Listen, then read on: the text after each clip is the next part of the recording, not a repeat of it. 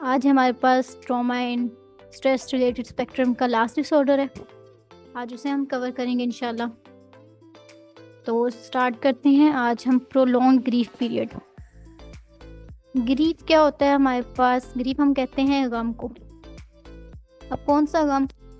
किसी भी चीज़ की वजह से गम हो सकता है। समटाइम्स ये किसी लव वन की डेथ हो गई है उसकी वजह से, या किसी की जॉब चली गई है, डाइवोर्स, सेपरेशन, इन केसेस में भी ग्रीफ होता है। समटाइम मिसकैरेज की वजह से, या किसी पर्सन का कोई घर चला गया। तो कोई भी कंडीशन हो जाती है, लेकिन उसकी वजह से पर्सन जो है, जो इंडिविजुअल है, वो गम में चला गया है। अब जब हम लव वन के डेथ की, या आपके किसी भी जानने वाले, या आपके समटाइम्स इंडिविजुअल के पेरेंट्स या चिल्ड्रन में डेथ हो जाती है, तो इसकी वजह से क्या होता है कि दो चीज़ें होती हैं, एक मॉर्निंग और एक ग्रीफ। अब मॉर्निंग जो है वो एक नॉर्मल टाइम पीरियड का ग्रीफ है, और ये एक्सटर्नल होता है, यानी सोशल एक्सप्रेशन ऑफ ग्रीफ। इसमें कल्चरल वैल्यूज़ भी आ जाते हैं, समटाइम रिलीजियस वैल्यूज भी आ जाती हैं। फॉर एग्जांपल, एक पर्सन जो है उसकी डेथ हो गई है। अब जो जैसे अगर हम अपने कल्चर में देखें तो उसका जनाजा होगा, उसके कुल पड़े जाएंगे वो 3 दिन। फिर उसके बाद जो 40 दिन का टाइम पीरियड होता है, वो ये सारा मॉर्निंग आ जाएगा। तो ये एक कल्चर और रिलीजियस फैक्टर है जो कि होना ही होता है। ग्रीफ क्या होता है? ग्रीफ इंटरनल होता है। इसमें पर्सन, इंडिविजुअल जो है वो पर्सनली और साइकोलॉजिकली इस स्टेट में चला जाए कि वो हमेशा गम में रहेगा, उदास रहेगा, 12 मंथ से ज़्यादा हो गया है। नेक्स्ट हमारे पास आता है कि नॉर्मल ग्रीफ पीरियड और प्रोलॉन्ग ग्रीफ पीरियड में क्या होता है। ये चीज़ जो हमने डिस्कस की कि जब हम नॉर्मली ग्रीफ पीरियड देखते हैं वो 6 मंथ से कम होना चाहिए। इसी तरह प्रोलॉन्ग ग्रीफ पीरियड 6 मंथ से जितने ज़्यादा महीने होंगे, यानी 7 महीने हो गए, 8 महीने हो गए, या 1 साल तक भी हो गया, तो वो प्रोलॉन्ग ग्रीफ पीरियड में आएगा। नॉर्मली ग्रीफ में क्या होता है कि सिम्टम्स जो होते हैं 6 महीने के बाद वो ख़त्म होना शुरू हो जाते हैं, वो कम होना शुरू हो जाते हैं। लोग चीज़ें भूल जाते हैं और लोग अपनी डेली लाइफ एक्टिविटीज़ में जो है इन्वॉल्व होना शुरू हो जाते हैं। लेकिन अगर प्रोलॉन्ग ग्रीफ पीरियड है तो सिम्टम जो हैं वो इंटेंस होंगे और वो वर्स भी हो जाएंगे। यानी कि एक पर्सन जो है वो 6 महीने तक अगर वो रो रहा था, तो अगर 6 महीने से ज़्यादा हो गया तो अब वो दिन में ज़्यादा रोएगा, दिन के साथ साथ वो रात में भी रोएगा। तो इस तरीके से वर्स हो जाते हैं सिम्टम्स।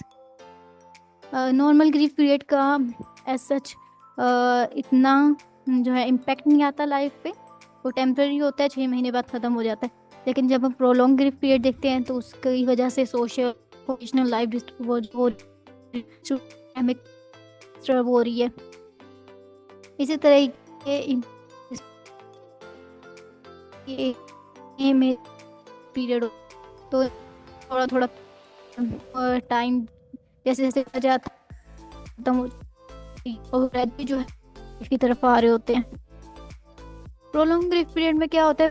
हियरिंग होती है, यानी कि जो पर्सन है वो कंटिन्यूसली तड़प रहा है, वो तकलीफ में है, उसे बेचैनी है, वो इमोशनल पेन का शिकार है, और उसने अब किसी भी किस्म की जो सोशल एक्टिविटीज़ हैं या सोशल एंगेजमेंट है उनसे विड्रॉ कर लिया है, वो लोगों से नहीं मिल रहा, अपने आप को आइसोलेट कर लिया है। For example, normal grief period में सैडनेस ऑफ ऑन एनिवर्सरीज, यानी कि अगर किसी पर्सन की जो है वो बरसी है तो उसमें लोग मतलब उस दिन उदास हो जाते हैं, तो एक नॉर्मल चीज़ है।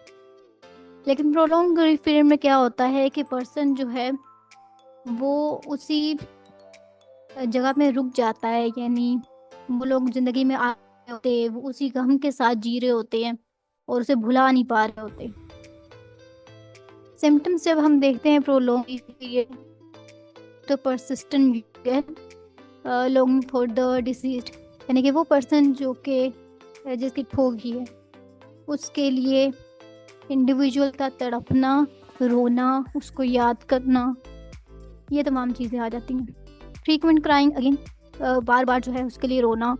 प्रीऑक्यूपेशन ऑफ मेमोरीज, उनकी यादों को याद करना, समटाइम उनकी बातों को दोहराना, वो क्या बातें करते थे या जो हमने उनके साथ टाइम पीरियड स्पेंड किया वो कैसा था। तो ये चीज़ जो है प्री ऑक्यूपेशन विद मेमोरीज, यानी कि उन चीज़ों को हर वक्त सोचते रहना और उनको डिस्कस करते रहना। फिर समटाइम्स क्या होता है, डिसबिलीफ और डिफिकल्टी एक्सेप्टिंग द दैट, यानी कि इंडिविजुअल जो है वो इस बात का यकीन ही नहीं कर रहा होता कि पर्सन जो है उसकी डेथ हो गई है, और उन्हें लग रहा होता है कि वो उनके साथ ही है, जैसे अवॉइडेंस ऑफ रिमाइंडर्स। अगर कोई पर्सन आकर कहता भी है तो उन्हें लगता है कि ये हमारे साथ ही है, ऐसा कुछ भी नहीं हुआ, और वो बिल्कुल डिनाई कर देते हैं कि उस पर्सन की जो है डेथ हुई है या नहीं हुई।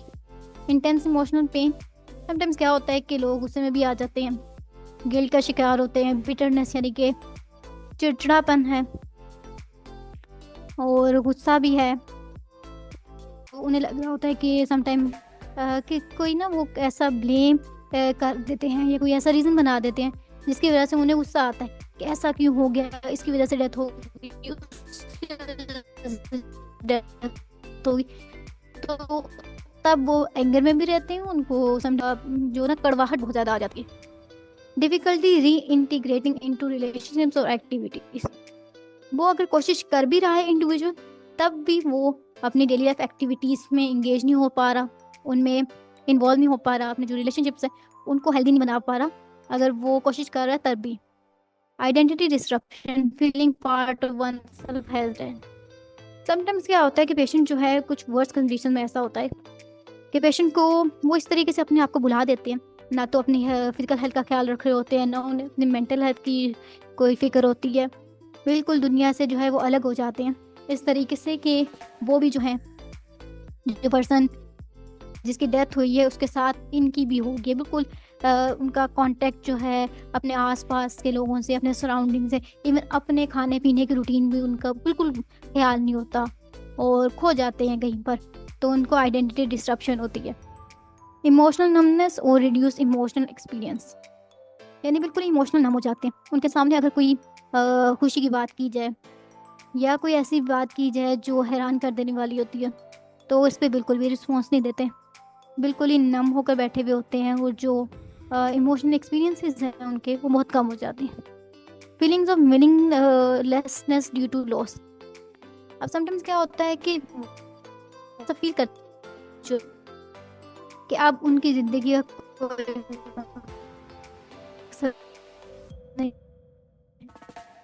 कोई पर्पस नहीं है, और अगर कोई चीज़ वो ढूंढ भी रहे होते हैं उन्हें वो बिल्कुल ही प्रोडक्टिव नहीं लग रहा होता।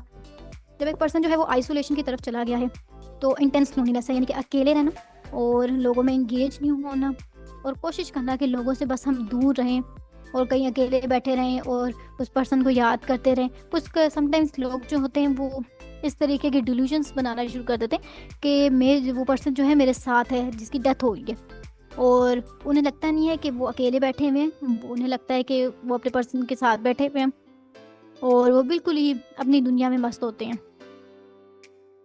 और आसपास के जो लोग हैं उनको बिल्कुल भी उनसे बात नहीं कर रहे होते, कोशिश करते हैं कि उनसे दूर रहें। अब हमारे पास हैं एसोसिएटेड फीचर्स जो पीजीडी के साथ आते हैं। सबसे पहले तो causes distress and impairment in social occupational life. Of course एक पर्सन जो है हर वक्त स्ट्रेस में है, हर वक्त जो है वो तड़प रहा है या हर वक्त रो रहा है, गम में है, तो वो उसको स्ट्रेस तो होगा। फिर उसकी जो सोशल लाइफ है या ऑक्यूपेशनल लाइफ है, स्टूडेंट्स हैं तो उसकी एकेडमिक परफॉर्मेंस बिल्कुल ख़राब हो जाएगी, क्योंकि उसकी जो हमारे पास जो उसका फोकस है, वो जो कंसंट्रेशन है, वो तमाम चीज़ें किस में है, उस पर्सन को याद करने में जिसकी डेथ हो गई है। तो इसलिए उनको अपनी सोशल लाइफ में या अपनी एकेडमिक लाइफ में फोकस करने में बहुत ज़्यादा इश्यू होता है। एक्सीड कल्चर और religious norm for morning. Sometimes क्या होता है हमारे पास जब प्रोलॉन्ग ग्रीफ डिसऑर्डर होता है तो जो कल्चरल रिलीजियस नॉर्म्स हैं मॉर्निंग के वो बहुत ज़्यादा हो जाते हैं। यानी कि अगर किसी पर्सन किसी रिलीजन में ये है कि एक पर्सन की 40 दिन तक शोक मनाना है, तो वो पर्सन क्या है वो 40 दिन से ज़्यादा मनाना शुरू कर देता है। या अगर किसी रिलीजन में ऐसा है कि आपने किसी पर्सन की डेथ हो जाने के बाद इस तरीके से इस गम को मनाना है, तो वो उस टाइम पीरियड से एक्सीड कर देते हैं, उसको अपनी लाइफ का पार्ट बना देते हैं, उसी तरीके से रहना शुरू कर देते हैं। कॉमन एसोसिएटेड फीचर्स में हमारे पास क्या है कि मालएडेप्टिव कॉग्निशंस है। गिल्ट अबाउट द डेथ, क्यों होगी डेथ, क्या कुछ और नहीं हो सकता था उस दिन, अगर ऐसा था तो वो इंसान बच जाता, या अगर मैं ऐसा कर देता तो वो इंसान बच जाता। तो इस किस्म की एक कॉग्निशंस डेवलप हो जाती है। डिमिनिश लाइफ गोल्स, उस पर्सन के अपनी लाइफ का कोई पर्पस नहीं रहता, कोई मीनिंग नहीं रहता, वो उसके गोल्स बिल्कुल ज़ीरो हो जाते हैं और उसे लगता है कि अब उसकी ज़िंदगी का कोई मकसद नहीं। Negative self perception, some time person को ये लग रहा होता है कि उनकी गलती थी, अगर मैं टाइम पे चला जाता तो ऐसा हो जाता, या अगर हम पर्सन को टाइम पे दवाई दे देते या कुछ ऐसा हो जाता तो इस पर्सन की डेथ ना होती। तो इस तरीके की बातें सोच रहे होते हैं जिसकी वजह से उन्हें गिल्ट भी हो रहा होता है और वो सम टाइम एम्बेरस भी हो रहे होते हैं। सोमैटिक सिम्टम्स में क्या है कि कंप्लेंट्स कुछ इस तरीके की आती हैं, इसमें एपेटाइट चेंजेस भी होती हैं, समटाइम्स भूख बहुत लग रही होती है, कभी भूख नहीं लग रही, फिर स्लीप डिस्टर्बेंसेस आ जाती हैं, कुछ लोगों को नींद बिल्कुल ख़त्म हो जाती है, यानी कि वो रातों को जाग रहे होते हैं। कुछ लोग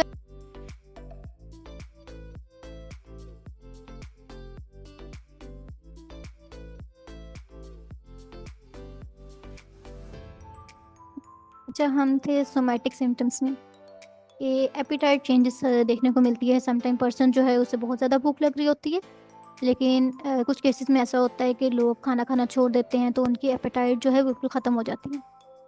हेलुसिनेशंस के केसेस देखे जाते हैं कि लोग ऐसे रिपोर्ट करते हैं कि उन्हें उस पर्सन की आवाज़ आ रही है जो जिसकी डेथ हो गई है, या वो कहते हैं कि हमने उस पर्सन को देखा है, अभी वो मेरे साथ बैठा हुआ था या मेरे साथ बातें कर रहा था, मेरे साथ बातें कर रही थी। तो ये हमारे पे विजुअल हेलुसिनेशन भी आ जाती हैं, तो ये भी रिपोर्ट की जाती हैं। उसके बाद बिहेवियरल चेंजेस हैं, रेस्टलेसनेस है, बिल्कुल भी वो पर्सन जो है आराम नहीं कर रहा, हर वक्त एक ना टेंशन और बिल्कुल एक्टिव हुआ है और टेंशन में है। एंगर है, गुस्सा है, बिटरनेस है, कड़वाहट आ गई, blaming others for the loss, sometimes वो अपने आप को ब्लेम कर रहा होता है, सेल्फ ब्लेम की तरफ होते हैं वो कि मेरी वजह से हो गया, या मैं टाइम पे पहुंच जाता तो ऐसा हो जाता। समटाइम वो क्या करते हैं कि लोगों को ब्लेम करना शुरू कर देते हैं, या किसी चीज़ को या किसी प्लेस को, वो तो जगह ही ऐसी थी, अगर उस जगह ना जाते तो उस पर्सन की डेथ ना होती, या उस हॉस्पिटल में ना जाते तो उस पर्सन की डेथ ना होती। तो इन चीज़ों को भी वो ब्लेम करना शुरू कर देते हैं। Health and sleep issues, poor self care, अपना बिल्कुल भी ख्याल नहीं रखते, ना उन्हें अपने खाने पीने की फ़िक्र होती है, ना अपने हाइजीन की फ़िक्र रहती है, बिल्कुल ही जो है ना अपने आप को भूल जाते हैं। रिड्यूस स्लीप क्वालिटी, उनकी जो स्लीप क्वालिटी है वो बहुत ज़्यादा ख़राब हो जाती है, या जैसे कि या तो बहुत ज़्यादा सो रहे हैं या बिल्कुल भी नहीं सो रहे, नींद बिल्कुल भी नहीं आ रही और रातों को जाग रहे हैं, तो उसकी वजह से स्लीप क्वालिटी ख़राब होगी। फ्रीक्वेंट हेल्थ केयर विजिट, यानी कि बार बार जो है वो उन्हें डॉक्टर के पास जाना पड़ता है, अपनी फिजिकल हेल्थ जो है उनकी वो बिल्कुल ख़राब हो जाती है। नेक्स्ट हमारे पास है प्रिवलेंस, वो लोग जो कि में 10% ऐसे लोग होते हैं जो कि प्रोलॉन्ग ग्रीफ डिसऑर्डर डेवलप कर लेते हैं। ग्रीवमेंट हमारे पास क्या होता है कि किसी चीज़ का कोई सदमा, किसी लव वन की डेथ हो गई है, किसी की जॉब चली गई है, किसी का घर चला गया, या कोई ऐसा मिसकैरेज हो गया है, या डाइवोर्स, सेपरेशन, कोई भी इशू हो सकता है, उसकी वजह से कोई पर्सन सदमे में है, तो इन लोगों में 10% चांसेस होते हैं कि वो प्रोलॉन्ग ग्रीफ डिसऑर्डर को डेवलप करने। अगर हम देखें तो हाई प्रेवलेंस हमारे पास वुमेन में है और older adult compare to man, यानी कि मर्दों के मुकाबले में ओल्डर अडल्ट में ज़्यादा ये चीज़ देखी गई है और वुमेन में भी ये चीज़ ज़्यादा प्रिवेल करती है। Risk increases in cases of sudden violent unexpected loss, अगर तो कुछ केसेस ऐसे होते हैं जैसे कि वॉयलेंस वगैरह की वजह से या किसी की सडन डेथ हो गई है, तो वहाँ पर रिस्क ज़्यादा होता है इस डिसऑर्डर का, ये लोग जो हैं इस डिसऑर्डर को डेवलप कर लें। प्रेवलेंस रेट में भी higher among individual expose to trauma, वो लोग जो कि ट्रॉमा को सफ़र कर चुके हैं अपने चाइल्डहुड में या समटाइम किसी भी वजह से, या अभी वो कर भी रहे हैं, तो उनमें ये चांस होता है कि अगर उनके साथ कोई ऐसा हादसा भी होनमा हो जाए तो वो ग्रीफ का टाइम पीरियड भी उनका ज़्यादा बढ़ जाता है। फॉर एग्जांपल रेफ्यूजीज़ हैं वो लोग जो कि हिजरत करते हैं, या वो लोग जो कि कॉन्फ्लिक्ट जोन में रहते हैं, जहाँ पर जंग चल रही हो या कोई और इश्यूज चल रहे हों वहाँ पर। उसकी वजह से क्या होता है कि एक तो वो उनमें वो वाला ट्रॉमा होता है कि हम जो है वो जंग में हैं, और उनकी लाइफ बहुत ज़्यादा डिस्टर्ब हुई होती है।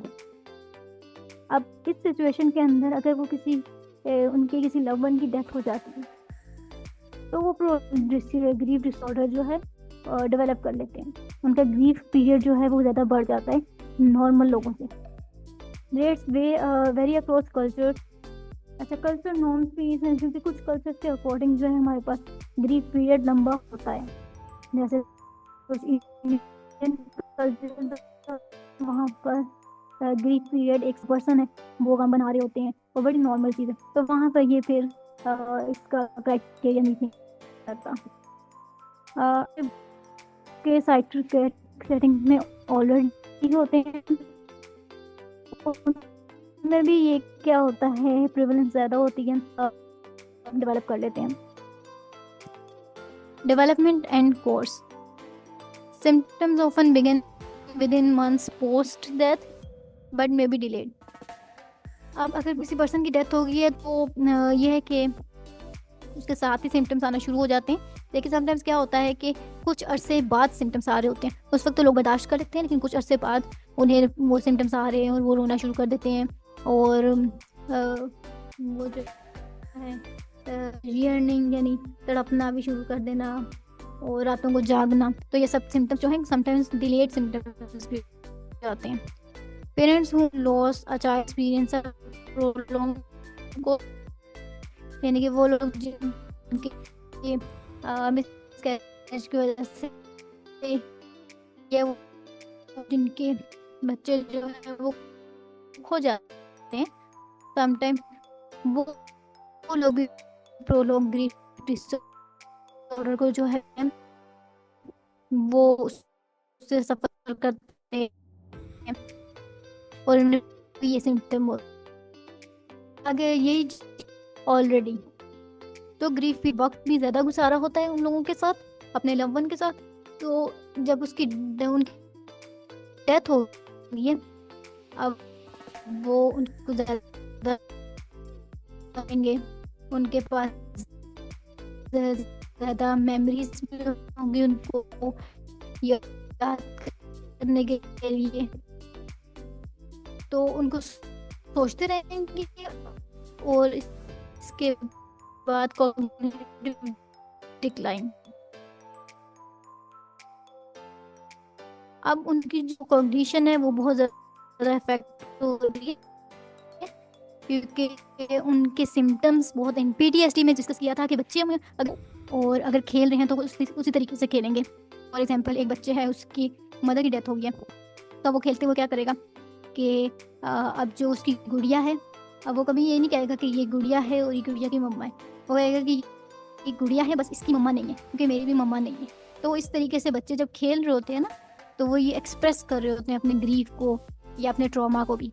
बिहेवियर चेंजेस आती हैं बच्चों में, बच्चों को समझ नहीं आ रहा होता उन्होंने अपने इमोशंस को किस तरीके से कंट्रोल करना है। कभी बहुत ज़्यादा गुस्सा कर रहे होते हैं, चिड़चिड़ापन आ जाता है बच्चों में। डेवलपमेंटल रिग्रेशंस, सेपरेशंस, एंजाइटी भी आ जाती है बच्चों में, उन्हें बेचैनी हो रही होती है क्योंकि उनके लव वन की डेथ हो गई है, तो इसकी वजह से एंजाइटी इश्यूज भी बच्चों में डेवलप हो जाते हैं। यंग चिल्ड्रन में क्या होता है कि वो उनकी रूटीन में बहुत ज़्यादा चेंजेस आ जाती हैं, क्योंकि किसी लव वन की डेथ की वजह से अब वो अपनी जो डेली रूटीन है उसमें इन्वॉल्व नहीं हो रहे होते उस तरीके से जिस तरीके से वो पहले इन्वॉल्व थे। एडोलेसेंस में जब अगर ये चीज़ होती है तो इमोशनल नमनेस आ जाती है, यानी कि वो बिल्कुल हंसना, बातें करना, अच्छे तरीके से लोगों के साथ मिलना, इस चीज़ों को अवॉइड करना शुरू कर देते हैं, बिल्कुल विड्रॉ कर देते हैं, बहुत बीमार रहना शुरू कर देते हैं, और अपनी जो सेहत ख्याल नहीं रखते, और फोकस करते हैं ग्रीफ रिलेटेड इवेंट्स को। उनको सोचते हैं, उनको डिस्कस करते हैं, उनके बारे में हर वक्त बातें करते रहना कि वो लव वन जिनकी डेथ हो गई है वो कैसे थे, वो क्या बातें करते थे, बस उनको डिस्कस करते रहते हैं। उसके अलावा हमारे साथ आइडेंटिटी डिसरप्शन में occur with children feel profoundly different during milestone like mother's day और एक्टिविटीज़। अब इसमें क्या होता है कि समटाइम अगर की डेथ हो गई है और वो मदर डे आ गया है या स्कूल में कोई ऐसी एक्टिविटी आ गई है या पेरेंट्स टीचर मीटिंग है और उसमें मदर को बुलाया गया है, तो इन तमाम चीज़ों में क्या होता है कि बच्चे बहुत ज़्यादा स्ट्रेस को जो है वो फेस करते हैं और बहुत ज़्यादा परेशान हो जाते हैं। ओल्डर चिल्ड्रन एडोलेसेंट में experience sense of meaningless and depression. जो बच्चे जो कि बड़े हैं यानी एडोलेसेंस की एज में है, उनमें क्या होता है कि एक तो वो डिप्रेशन आ जाता है उनमें, वो बहुत ज़्यादा उदास रहना शुरू कर देते हैं। फिर लोनलीनेस है, आइसोलेशन है, लोगों से विड्रॉ करना शुरू कर देंगे, सोशल एक्टिविटीज़ से विड्रॉ करना शुरू कर देंगे और उनका जो ज़िंदगी का पर्पस है या मीनिंग है उनके लगेगा वो ख़त्म हो गया है, बिल्कुल भी तो है उनकी ज़िंदगी का कोई मकसद नहीं है। नेक्स्ट हमारे पास है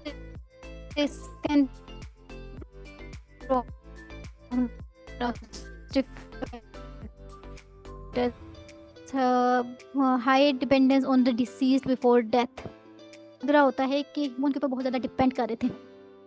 अब समटाइम्स किसी के जाने की वजह से लोगों को ये चीज़ ज़्यादा महसूस होती है कि वो उनके ऊपर डिपेंड कर रहे थे और उनके होने का एहसास होता है उन्हें जाने के बाद। डेथ ऑफ अ चाइल्ड और वायलेंट अनएक्सपेक्टेड डेथ, इसमें भी रिस्क ज़्यादा होता है। इकोनॉमिक स्ट्रेसर पोस्ट डेथ,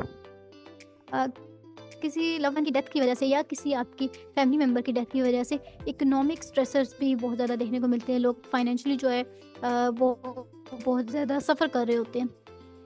उसके बाद हाई प्रेवलेंस है following the death of spouse, partner और child compare to other relationships.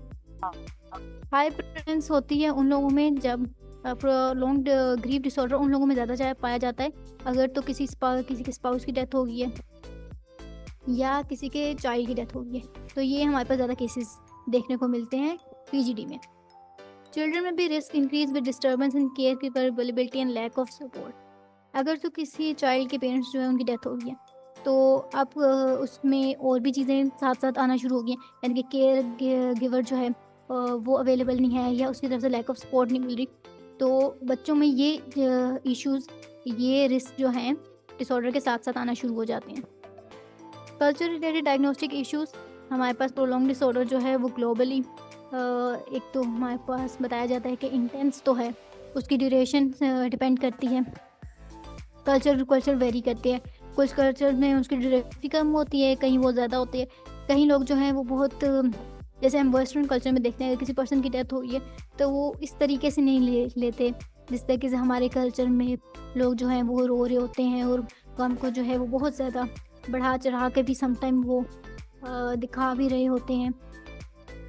लेकिन जो वेस्टर्न कल्चर में लोग बस आते हैं, अटेंड करते हैं फ्यूनरल और चले जाते हैं। For example nightmares about the deceased may be more distressing in some cultures. कुछ कल्चर्स में कि उन्हें पर्सन से रिलेटेड डरावने ख्वाब हो रहे होते हैं और वो उससे रिलेटेड क्या होते हैं, स्ट्रेस में रहना शुरू कर देते हैं। हेलुसिनेशन और सोमैटिक में डिफरेंस। कुछ कल्चर में हेलुसिनेशन और सोमैटिक सिम्टम्स ज़्यादा कॉमन होते हैं बनिस्बत कुछ रीजन्स के। यहाँ पर महसूस करते हमारे लोग और ये हेलुसिनेशन जो है वो फेस कर रहे होते हैं। Indirect expressions, poor self care, unhealthy behaviour. कुछ कल्चर जो है वो लोग बहुत जल्दी जो हैं वो अपने आप को संभाल लेते हैं, अपनी जो है वो केयर दोबारा से करना शुरू कर देते हैं, हेल्दी बिहेवियर की तरफ आ जाते हैं। लेकिन कुछ कल्चर में क्या होता है कि पर्सन जो है वो काफ़ी लंबे अरसे तक अपने ऊपर ध्यान नहीं दे पा रहा होता, ना अपनी फिजिकल हेल्थ ना मेंटल हेल्थ का ख्याल रख पा रहा होता है। Culture practices and impact. Failure to perform funeral rituals in some culture may worsen symptoms especially if the deceased spiritual status is affected. अब कुछ कल्चर ऐसे हैं कि जिनके आप फ्यूनरल अटेंड करते तो उसकी वजह से भी सिम्टम्स बढ़ जाते हैं कि एक पर्सन जो है उसने अपने किसी फैमिली मेम्बर का, किसी दूर जगह पे था वो, उसने अपने फैमिली मेम्बर का जो है अटेंड नहीं कर पा रहा, फ्यूनरल अटेंड नहीं कर पाया, उसकी वजह से क्या है उसको अब वो सदमा रहेगा कि मैं जो है आखिरी टाइम मैंने देखा नहीं, में फ्यूनरल नहीं अटेंड कर पाए तो उसको काफ़ी वर्स जो है सिम्टम्स हो गए। और higher prevalence in certain population में भी linked factor exposure to violent death. Violent death अगर हो तो हाई प्रेवलेंस हो जाती है हमारे पास प्रोलॉन्ग ग्रीफ डिसऑर्डर की, यानी कि वो लोग जो कि किसी भी वायलेंस की वजह से उनकी डेथ हो गई है, तो जो लोग उनके फैमिली मेम्बर्स होते हैं वो ज़्यादा गम में रहते हैं और ज़्यादा उन्हें याद करते हैं। Culture norms, morning practices and societal expectations. अब मॉर्निंग प्रैक्टिसेस किस तरीके से हैं वो भी कल्चर टू कल्चर वेरी करता है। समटाइम जो है कुछ कल्चर्स में लोग सपोर्ट करते हैं, यानी कि एक औरत है उसके हस्बैंड की डेथ हो गई है तो कुछ कल्चर्स में ऐसा होता है कि उसे बाकायदा सपोर्ट किया जाता है कि अब जो है ये एक अकेली औरत है तो अब हमने इसकी ज़्यादा केयर करनी है, इसका ख्याल रखना है। कुछ कल्चर्स में ऐसा होता है कि उसे बिल्कुल ही सपोर्ट नहीं मिलती, यानी कि अब इसके हस्बैंड की डेथ हो गई है तो इसको बिल्कुल ही अकेला छोड़ दिया। फिर इसी तरीके से री मैरिज की बहुत ज़्यादा जो है उसे जो औरत है उसे पुश किया जाता है कि आप दोबारा से शादी करें। और कुछ कल्चर्स में ये है कि अगर एक हस्बैंड की डेथ हो गई तो दोबारा से वो जो है औरत शादी नहीं कर सकती। तो ये कल्चर नॉर्म्स डिपेंड करते हैं और ये साथ साथ जो है इन चीज़ों को भी देखना पड़ता है, इन्फ्लुएंस करते हैं ग्रीफ की इंटेंसिटी पे और ड्यूरेशन पे। Diagnosis required that mixed culture grief norm aren't explain specific rituals, यानी कि अगर वही कल्चर नॉर्म्स हैं या स्पेसिफिक जो रिचुअल्स हैं उस इंडिविजुअल के, तो फिर क्राइटेरिया मीट नहीं करता। हम देखेंगे अगर उससे एक्सीड कर गई हैं ये चीज़ें तब फिर हम प्रोलॉन्ग ग्रीफ डिसऑर्डर जो है वो डायग्नोस करते हैं। Sex and gender related diagnostic issues, हम studies such as higher prevalence और ग्रेटर सिवियरिटी। ठीक है, वही ब्रीव वुमेन वो जिसके हस्बैंड की डेथ हो गई है या किसी की डेथ होगी है तो वो जो है वो ज़्यादा हमारे पास उसमें प्रेवलेंस होगी कि वो प्रोलॉन्ग ग्रीफ डिसऑर्डर को जो है डेवलप करे। और स्टडीज़ के अकॉर्डिंग जो है फाइंड स्मॉल और सिग्निफिकेंट जेंडर को स्टडीज़ कहती हैं कि कोई जेंडर मेल भी है इतना ग्रीफ टाइम पीरियड फेस करेगा जैसे अगर वुमेन जो है वो प्रोलॉन्ग ग्रीफ डिसऑर्डर जो है उसमें जितना ग्रीफ टाइम पीरियड कवर करती है। Association with societal thoughts and behaviour. अब क्योंकि एक पर्सन जो है वो 6 महीने से ज़्यादा 8 महीने 9 महीने या 12 महीने से भी ज़्यादा जो है वो ग्रीफ के टाइम पीरियड में है, यानी कि वो बार बार जो है वो रो रहा है, लोगों से बिल्कुल अलग है, आइसोलेट किया हुआ है अपने आप को, किसी भी किस्म की सोशल एक्टिविटीज़ में इन्वॉल्व नहीं हो रहा, तो उसमें सुसाइडल थॉट्स के चांसेस जो है वो बहुत ज़्यादा बढ़ जाते हैं। लोग सुसाइडल आइडिएशन की तरफ चले जाते हैं। एक पर्सन को सोचते रहना कि वो क्यों चला गया, तो समटाइम्स लोग ये कहते हैं कि वो चला गया तो मैं भी चला जाऊँ, तो इसकी वजह से सुसाइडल थॉट्स और सुसाइडल आइडिएशन साथ साथ आ रही होती हैं। Association with consistent across age group and countries. Again suicidal thoughts जो डिपेंड करती हैं कि एज क्या है। अगर तो छोटे बच्चे हैं तो वो सेल्फ हार्म की तरफ जाएंगे, यानी अपने आप को कोशिश करेंगे कि आग लगा दें या हाथ काट दें या कान से हाथों पे मार्क वगैरह लगा लें। अगर बड़े हैं तो वो प्रॉपर कोशिश करेंगे सुसाइड की। तो ये डिपेंड करता है कि एज ग्रुप क्या है। की फैक्टर्स क्या है? स्टिग्मा, आइसोलेशन, थवार्टेड बिलोंगिंगनेस, यानी कि अपने जो डेली लाइफ लोगों के साथ जो ताल्लुकात हैं उनको बिल्कुल ही जो है वो ख़त्म कर देते हैं। साइकोलॉजिकल डिस्ट्रेस है, वही हमें किस लेकर जाता है, सुसाइडल थॉट्स की तरफ लेकर जाता है। वायलेंट डेथ्स, अगर तो होमिसाइड, सुसाइड, एक्सीडेंट जैसे कोई डेथ हो गई है तो वो रिस्क बढ़ाती है सुसाइडल आइडिएशन की तरफ। यानी कि अगर किसी पर्सन की डेथ जो है वो नॉर्मल तरीके से नहीं हुई, किसी स्पेसिफिक वजह से हुई है, कोई ऐसी वायलेंट वजह से हुई है, तो जो पर्सन ग्रीफ तक जा रहा है वो उसको सुसाइडल आइडिएशन की तरफ जाएगा। इसी तरीके से अगर death of a child specially under 25, अगर किसी पेरेंट्स में से किसी बच्चे की डेथ हो गई है और उसकी एज 25 से कम है, यानी कि वो बहुत छोटा बच्चा है, वो यंग नहीं है, तो क्या होता है कि इसका रिस्क बढ़ जाता है सुसाइडल आइडिएशन का भी पेशेंट में, और प्रोलॉन्ग ग्रीफ डिसऑर्डर का भी। कि इस सिम्टम्स हैं वो एक तो इंटेंस भी होते हैं और वर्स भी होते हैं, क्योंकि 25 से एज कम काफ़ी लोग फिर उसे डिस्कस भी करते हैं कि अभी तो बच्चा बहुत ज़्यादा यंग था और इसकी डेथ हो गई है। तो इस वजह से ना वो बहुत ज़्यादा गम में भी रहते हैं, वो तड़प रहे भी होते हैं, उसे याद भी कर रहे होते हैं। फंक्शनल कॉन्सिक्वेंस क्या है? Empire functioning. अगेन उनके जो सोशल ऑक्यूपेशनल लाइफ है वो बहुत ज़्यादा ख़राब हो रही है, associated with harmful health behaviours.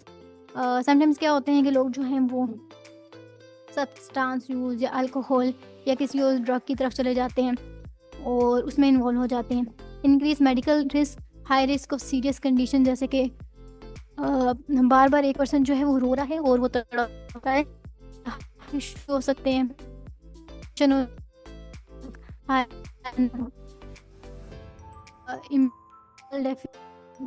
Immune system जो है उनका ख़राब हो सकता है, रिड्यूस क्वालिटी ऑफ लाइफ उनकी ख़राब हो जाती है। Developmental impact children and adolescents, premature school withdrawal, यानी कि बच्चों है वो स्कूल की तरफ से विड्रॉ करता, स्कूल नहीं जाए तो diminish educational aspiration, reduce academic achievement, बच्चों की जो एकेडमिक लाइफ है, जो एकेडमिक परफॉर्मेंस है वो बहुत ज़्यादा ख़राब हो गई है।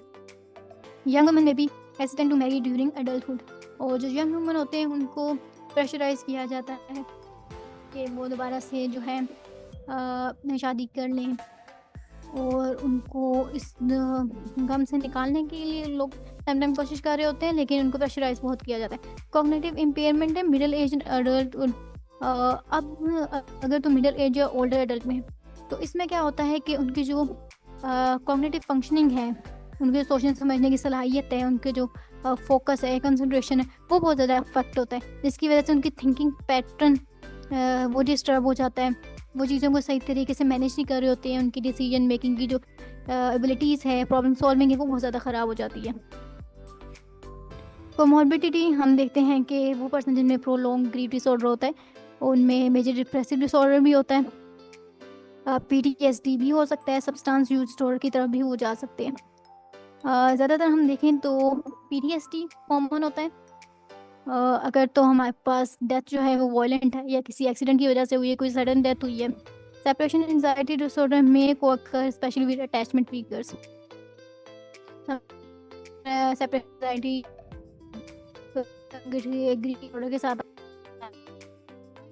जी देखें तो सबसे पहले हमारे पास आते हैं psychological factors. Attachment theory, a strong bond with a deceit can increase vulnerability और प्रोलॉन्ग ग्रीफ।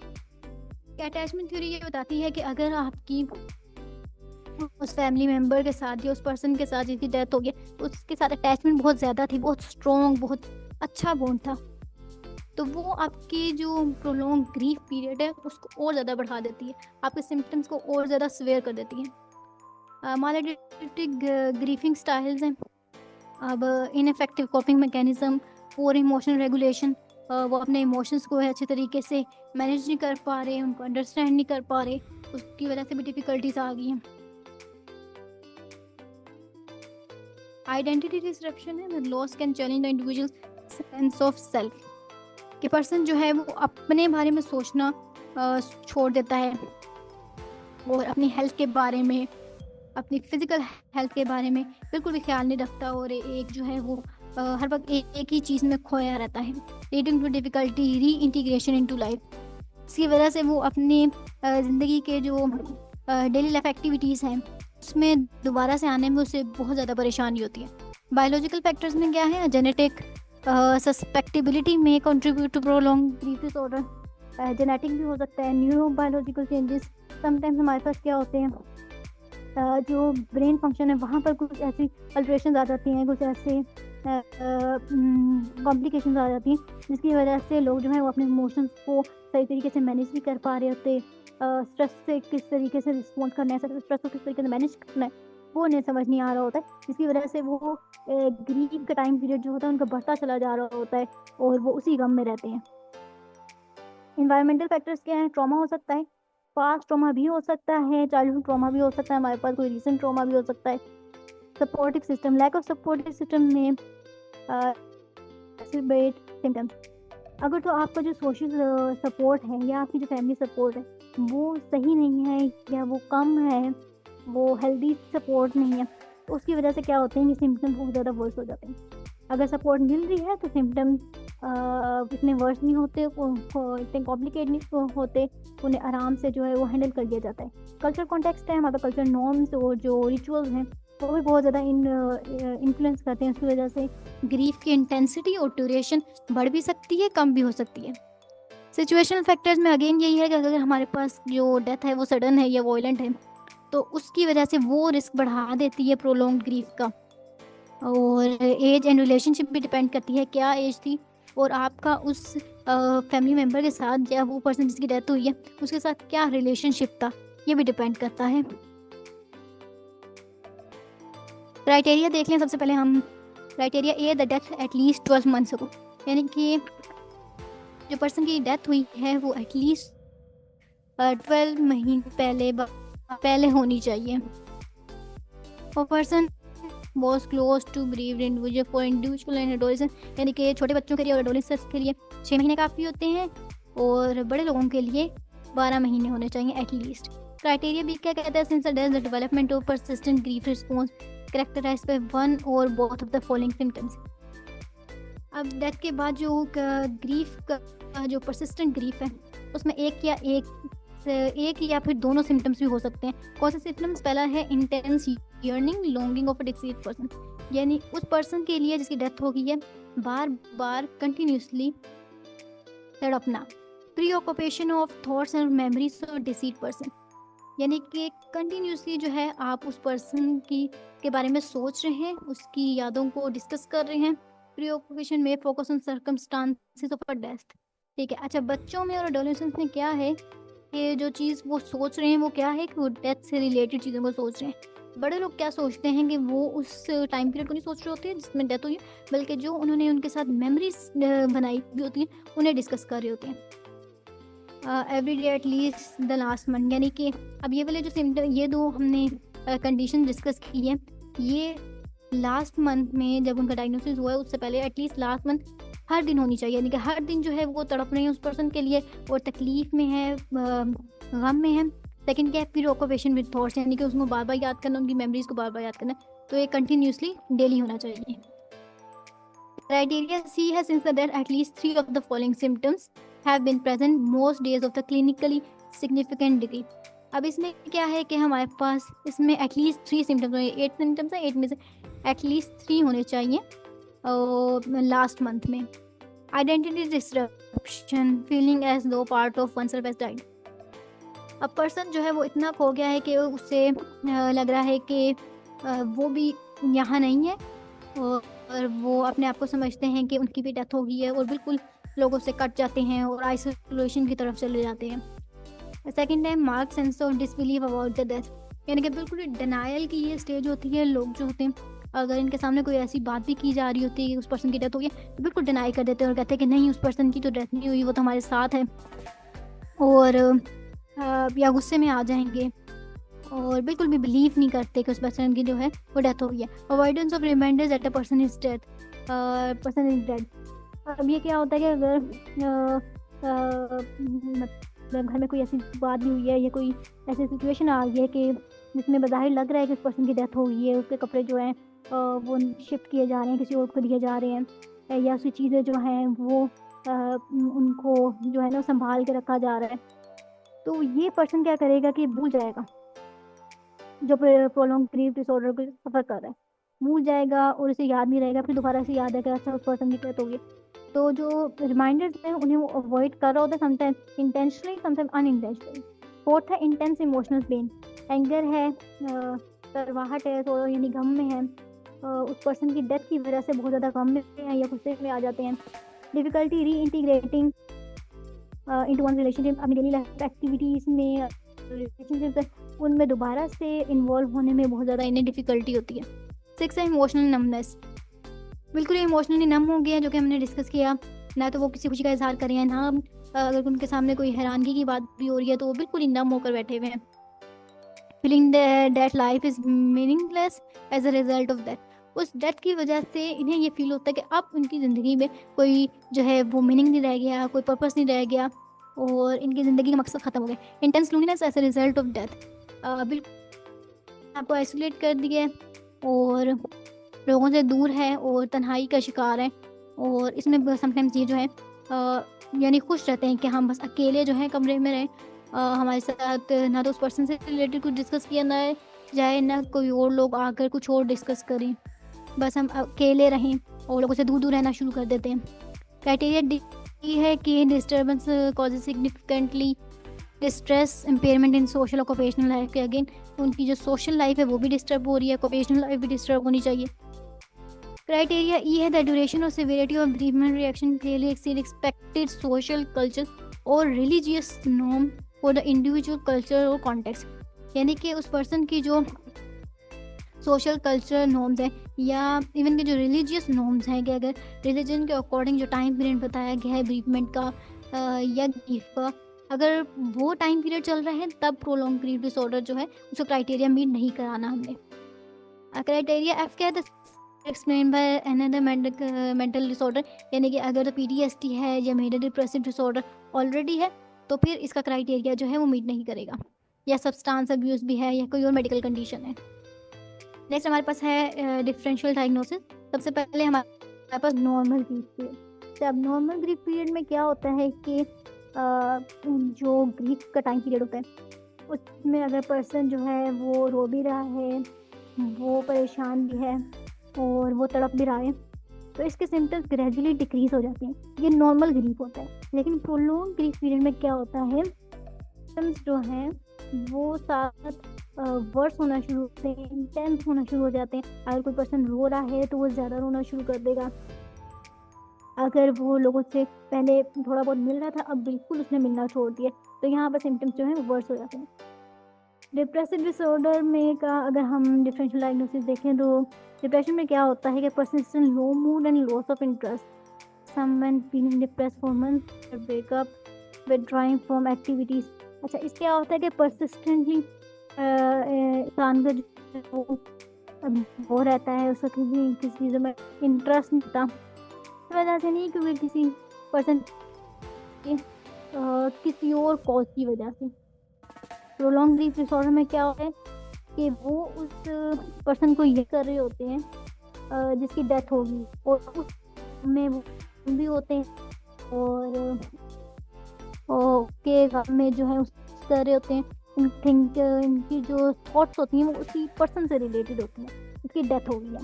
PTSD में क्या है कि कोई ट्रॉमा है और ट्रॉमा से रिलेटेड हमारे पास फ्लैशबैक्स आ रहे हैं और एक्सपीरियंस नेटमेयर्स भी आ।